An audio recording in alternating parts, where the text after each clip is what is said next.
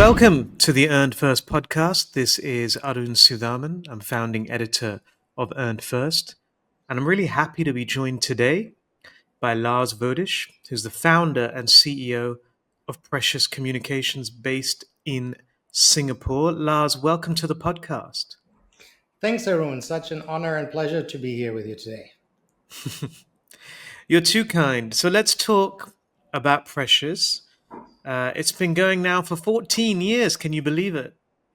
In January, it will be 14. Yes, it's been quite a journey. We had a global pandemic. We had Mm-hmm. industrial uncertainty. We have a lot of industry players growing, shrinking, disappearing, merging. And I was just talking to my staff 2 years ago. We didn't even have AI in our minds. Yeah, true. A lot has changed since you founded Precious. So before you established the firm, you had been at some other agencies. You were at Hill and Knowlton, at Fleischman. You worked for Dow Jones as well for many years.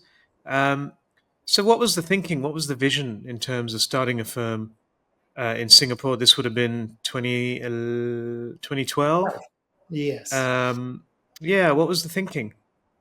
So when I started the firm, I think startups were just coming up. And I was really Mm, fascinating about a very different business model. Having worked for large agency networks and big corporate MNCs, I thought they have all the resources at their disposal, but a lot of the power they have in their organizations is held back by red tape. And mm, um, startups are the opposite. Very little resources, just driven by a vision. So I mm, wanted to kind of emulate that a little bit for the communications industry and really look into how can we help specifically when we started innovators. And the large agency networks didn't really know what to do with them because it was tech, but very edgy. You needed a lot of corporate. There was a financial component to that. So it wouldn't fit into the typical practice structure. mm, So that's what I found was a good fit. So how can we build Precious to build and bridge kind of global best practices that I learned in DHL, Dow Jones, Hill and Knowlton, with the local insights in a changing landscape that's driven by technology. And I think that's one of those examples where you really think about the power of communications because a lot of those innovative tech firms were launched and started by engineers, by coders. They're really good mhm, in solving a very technical problem, but not necessarily the best in telling the story in the so what kind of framework on how, what does it matter for investors, for your customers, beyond that better mousetrap analogy. mm. And that's where it all started back then. So we've always tried to stay ahead on what next is needed, what else is needed compared to 100 years of PR. Mm-hmm. Now, would you say you've remained true to the same vision 14 years later, or have things changed? And if so, how? Very good question. So every now and then, honestly speaking, we see that we also become a little bit of um, sometimes even complacent because we're not a small boy anymore. We are not the contender. We're not the challenger anymore, right? Um, we have close to 100 people across 8 markets. So we actually have to always remind ourselves what is it that we bring to the market because technically nobody just needs another PR firm. There are plenty out there, right? So we always have to take a step back doing our QBRs, doing our planning, saying, hey, what's actually missing in the market? And Mm-hmm. that changes. So right now it's how do you deal with global uncertainty on any levels, on Mm, unpredictable supply chain disruptions, with AI changing whole industries and business models. I think one thing that kept in place, and that's a common thread, is thinking about it from a business perspective, not from a comms perspective. Only when mm, we understand what's the problem or challenge or opportunity for our clients from a business lens, then we can look how communications can help or also not. I mean, we had situations where I said, guys, we can help you, but you have a fundamental business problem you need to solve first, because otherwise you just put a little bit of icing on a cake that's not baked. Sure. And I'm curious to know what kind of challenges you faced, particularly in the early days, because Hmm. there can be a lot of hurdles in terms of building an independent PR firm. It's not, I don't think it's necessarily a sector where, um, there's going to be like a huge sudden windfall of money arriving. You have to grind, you have to work really hard. You've built a business, like you said, of close to 100 people. What were the biggest challenges you faced along the way? And perhaps what were the lessons you took from them? I think with a lot of owner operated or founder driven businesses, you realize what clients in the early days really want is access to you, mainly to you, and Mm, you're only that scalable. So as we went through multiple growth hurdles, it was a challenge to build systems, capabilities, capacity, hire the right people that can deliver services that are even better than what I can provide. In the mm, early days, actually, it's really like, okay, I can get access to a reasonably seasoned communicator that I usually would only get 2 hours a week with based on the typical charging model, right? Suddenly I mm, have him on speed dial and he shows up for meetings. I think that's for every new agency a big bonus. How do you mm, scale that and make it a precious brand, not a last brand? I think that's mm, a challenge for any company. And what we've been, yeah, I think generally really successful with is we slowly expanded around that core that we had. How can we work with innovators? And if you think mm, about it, every company now is a tech brand. So we have a very strong tech understanding in the company, but we also have people that are very good on in traditional corporate communications, financial services, crisis, and we can do that across B2B and B2C.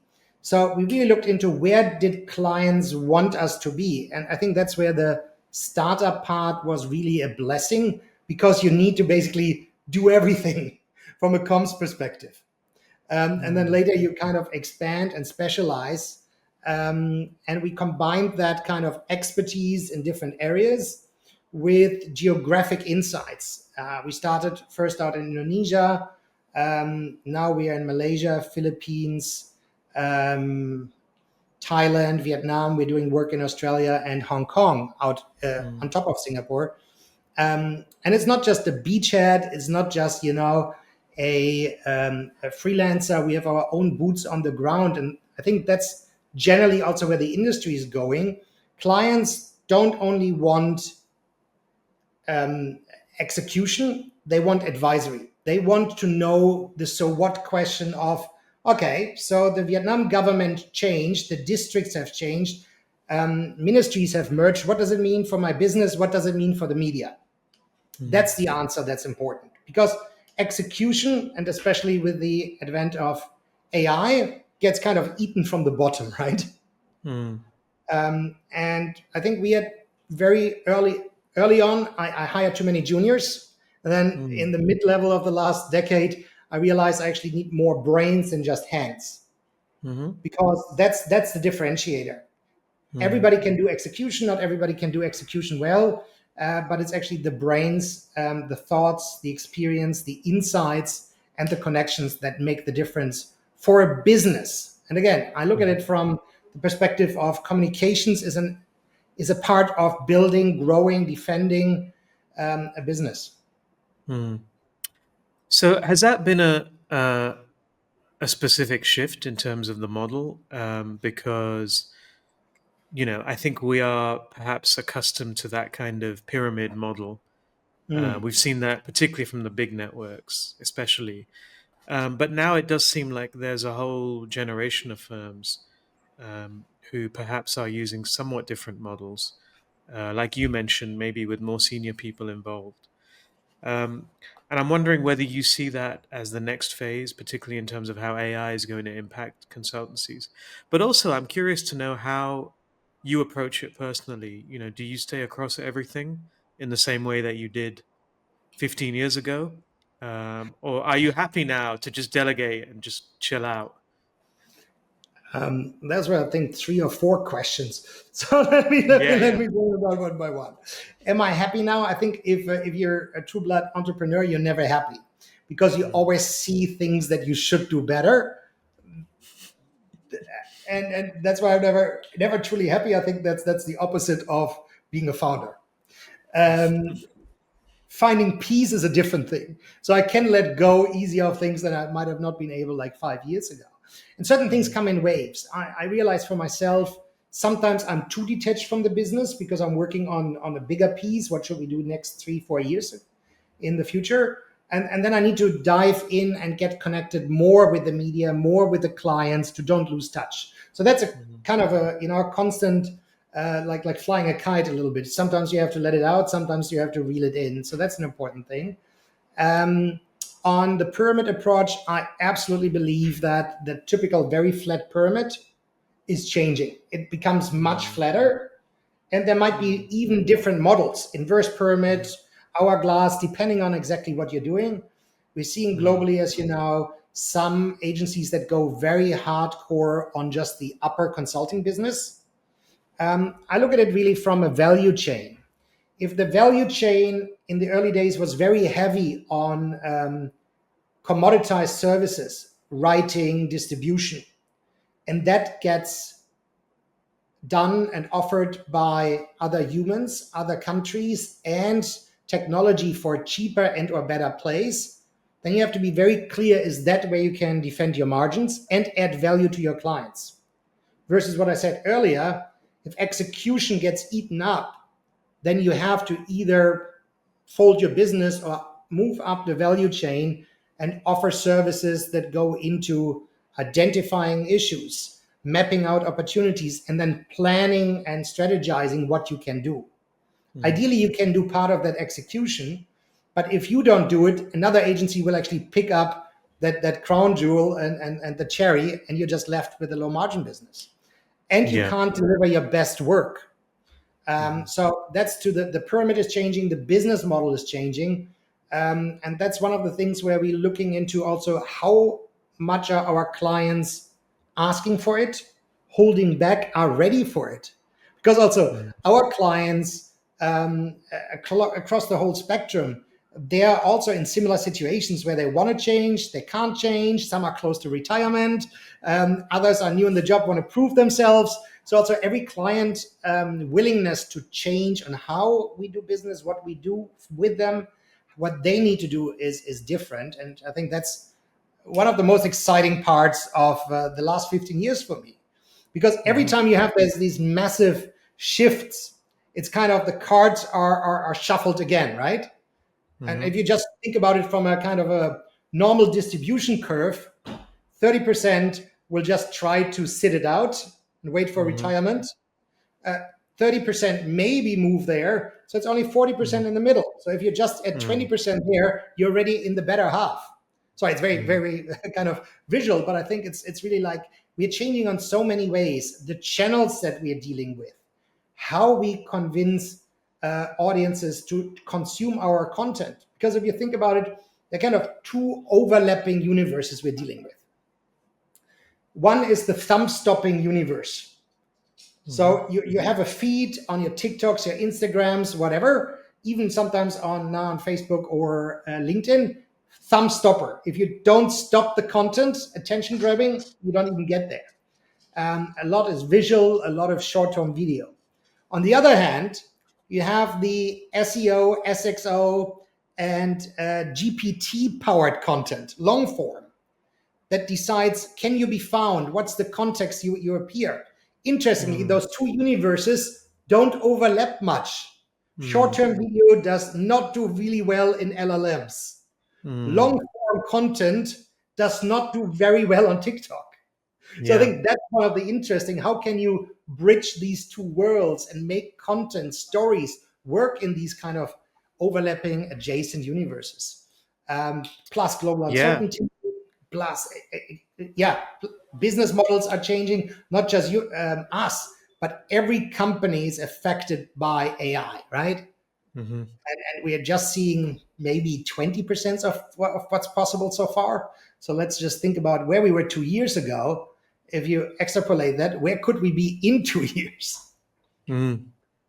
It's a fascinating point you made, actually, about the change in communications broadly, but also specifically in terms of clients having to get to grips with this transformation. So, how do you help them? Having conversations, interestingly, more often than not, I feel like communicators in client organizations have a very lonely role. Yeah, I was just we just came out with this podcast yesterday with Rochelle Ford from Page Society, and this was one of the major parts of the discussion about how lonely comms heads are.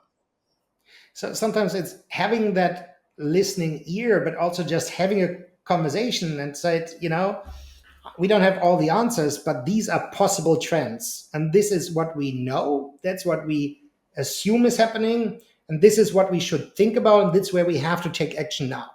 Like, for example, um, everybody's talking about the next surge is AI.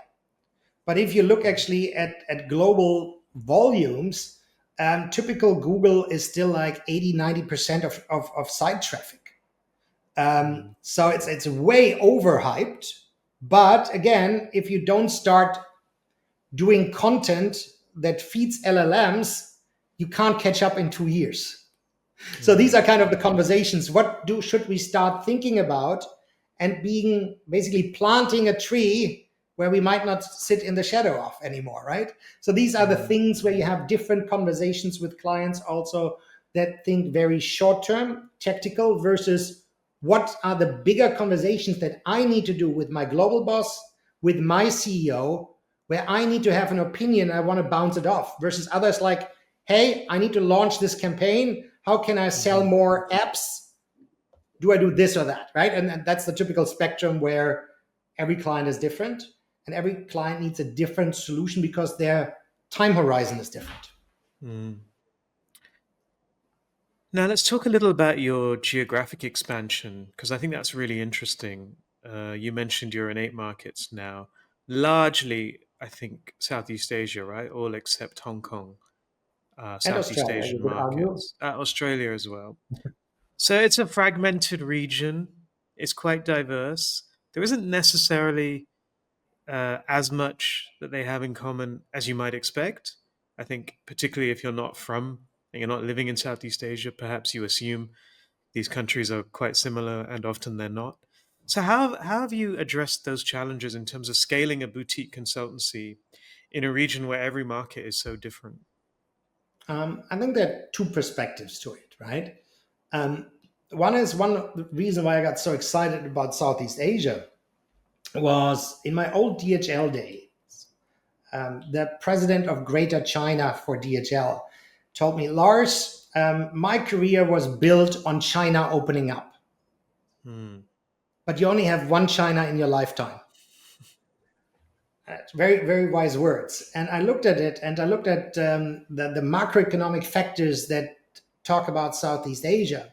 Young, relatively well educated population, mobile first, digital savvy, GDP growth always in the top third. If you look at different markets, even faster. And Yeah. at those crossroads of supply chains, and in between the big geopolitical powers. Hmm. And that always means you have a lot of attention, a lot of money pouring into these kind of regions. So I joke and say Southeast Asia is my China from a Hmm. macroeconomic point of view. Um, and if you look where ASEAN is, it's way before where even the European Union ever started, because, as you said, it's so diverse, it's so fragmented in Hmm. heritage, in culture, in languages, in religion. Um, but that also is a great advantage because you can't just come with your China roadmap or your US Yes. roadmap or even your European plan and drop it here, right? Hmm. So you Yeah. need the combination of understanding how global headquarters sometimes think, but also how do you apply it to a Manila or a Jakarta or a Ho Chi Minh City? And even there, he said, okay, what might work in Ho Chi Minh City, you might need to adjust it to Hanoi in Vietnam. Yeah.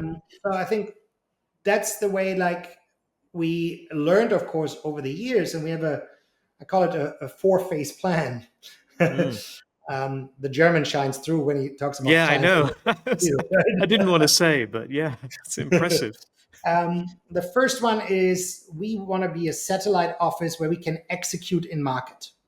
So Yeah. we have a client that wants to work with us in multiple markets. We execute in, let's say, Thailand or Vietnam or maybe India next. Hmm. Second one is the opposite. We have a client in Thailand that wants to expand into other neighbor countries. Hmm. So, and that's maybe having worked in logistics for 5 years, I think in trade lanes sometimes.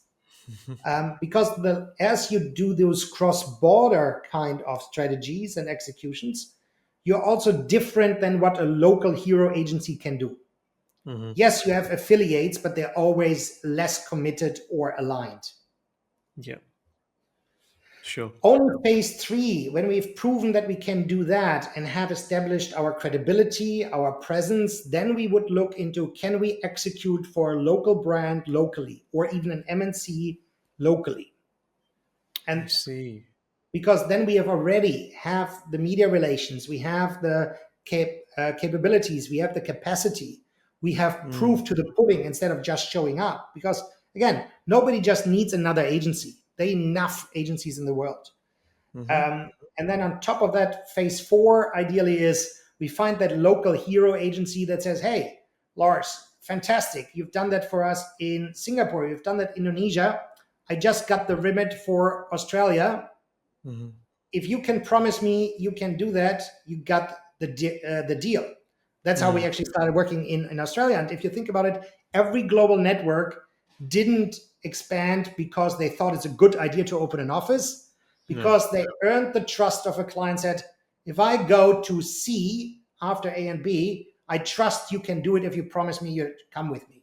Mm. That's the kind of secret Yeah. sauce of our growth. That's not so secret because every agency grew like that.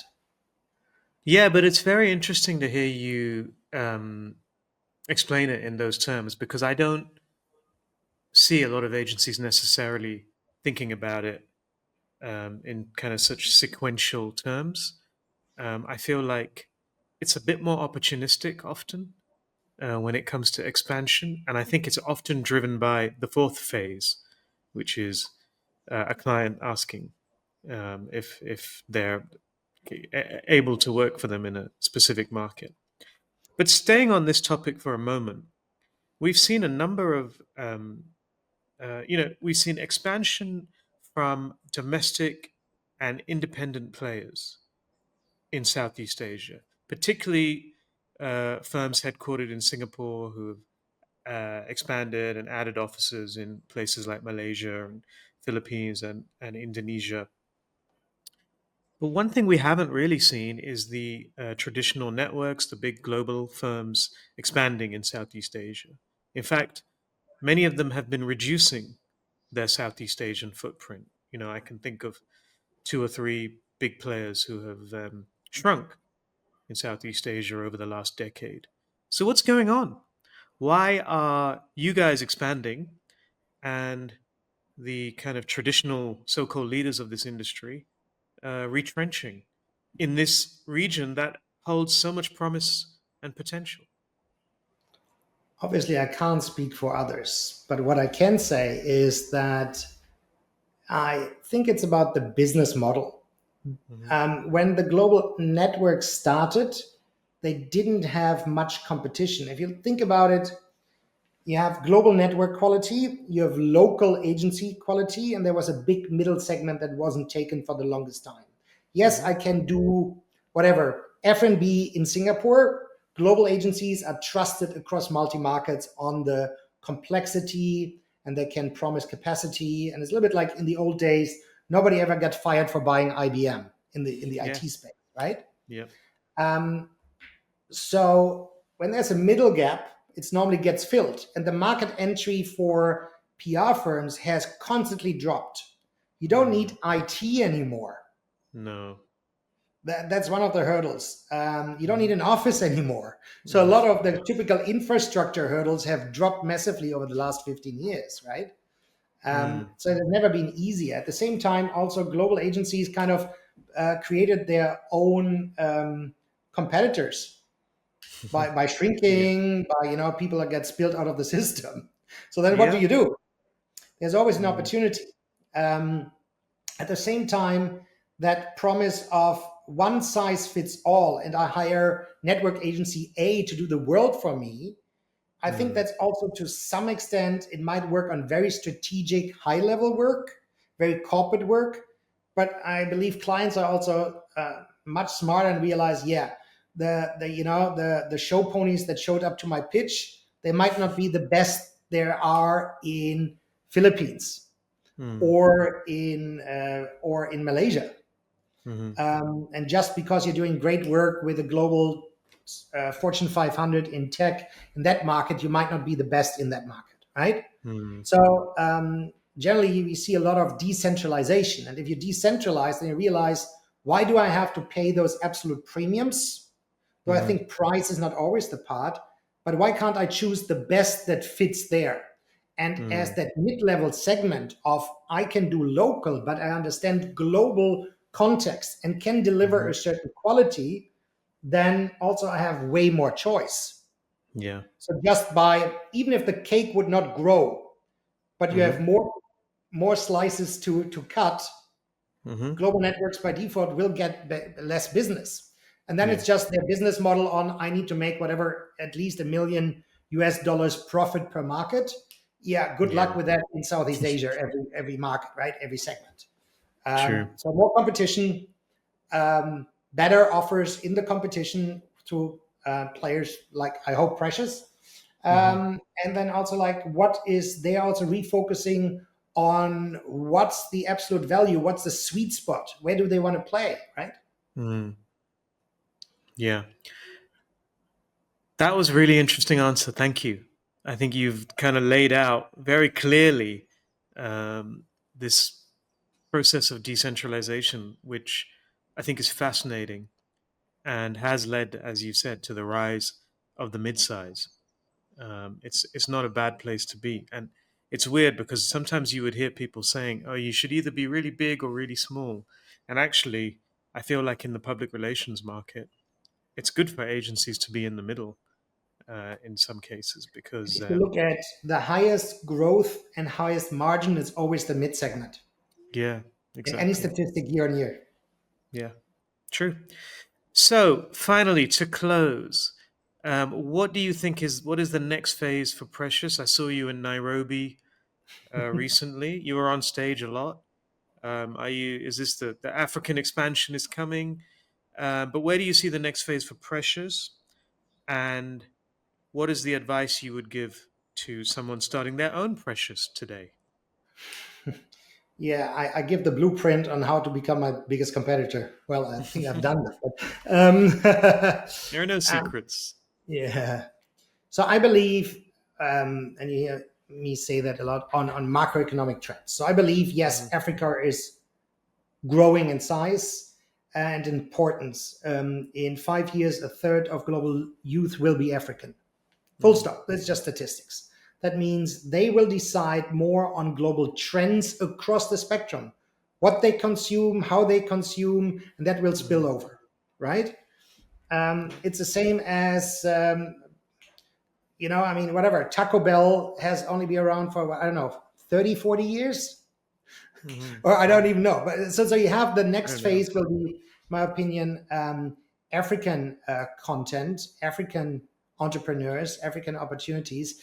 But I actually look every year, I look into a different market to get inspired, and Mm. look into how can we, of course, build business, but also how can we do things different.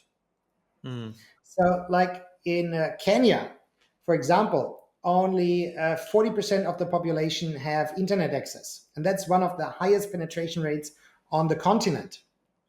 Mm. So, if you can't just use digital as your go to blank statement, what can you do? So I think we can Mm, learn actually a lot of tactics, of strategies, of innovation from different African agencies and brands. That aside, right? So I'm just fascinated by that. And that might be a 5, 10, even 20-year bet. mm, Um, for precious, I believe China will start to become a much bigger, important player as the US are mm, residing on global trade. So that's, mhm, of course, a market we're looking at. Um, India, by default, is one of the fastest growing PR markets. And again, those two big giants are benefiting and penalized at the same time. How world trade is reshuffled. Um, I believe Japan might have a comeback. mhm. Um, Yeah. it's it's less than a year then they went from zero interest rate. That's actually, Mhm. and they were a decade in that, right? Yeah. I think they will have a comeback. They have a lot of capital sitting there that doesn't want to be eaten up by inheritance tax.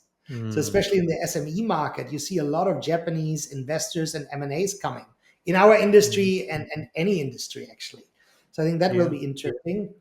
Um, but geographies can always change overnight with so many external factors. For me, it's more important to look into how can we become the best advisor on what brands could should do with not knowing what's next year.